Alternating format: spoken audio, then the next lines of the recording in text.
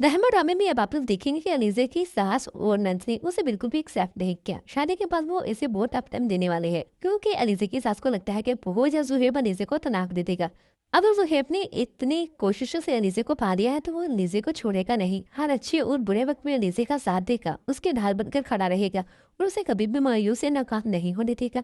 इसी तरह ज़ुहैब और अलीज़ा दोनों मिलकर अपने बिजनेस को बहुत आगे ले जाएंगे और बहुत कामयाब हो जाएंगे और फिर ज़ुहैब की माँ को मजबूरन अलीज़ा को कबूल करना ही पड़ेगा और उसे तब एहसास होगा कि सनीजे की वजह से मेरे बेटे की जिंदगी में कितनी खुशियां हैं और हम कहाँ से कहाँ पहुंच गए हैं।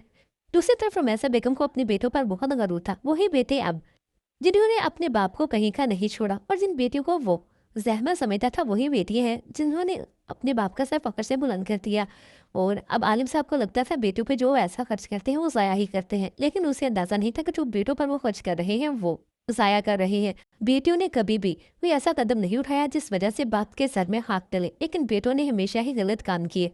अब परिशद तो कामयाब होगी ही होगी और दूसरी तरफ बारियां परिशद से अपनी मोहब्बत का इजहार कर देगा और उसे बता देगा कि वो उसके बगैर नहीं रह सकता, वो उसी से शादी करना चाहता है।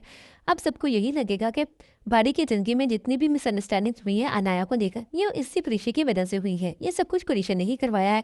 अब शयान सर भी यही समझेंगे, इसी वजह से वो परिशद को ऑफिस से भी निकाल देंगे। लेकिन बारी परिशद का साथ कभी नहीं छोड़ेगा, ना ही उसका पीछा छोड़ेगा। उससे शादी करके उसे अपने घर ना कर ही छोड़ेगा। लेकिन क्या इससे मिनान और राहेल के रिश्ते को फर्क पड़ेगा?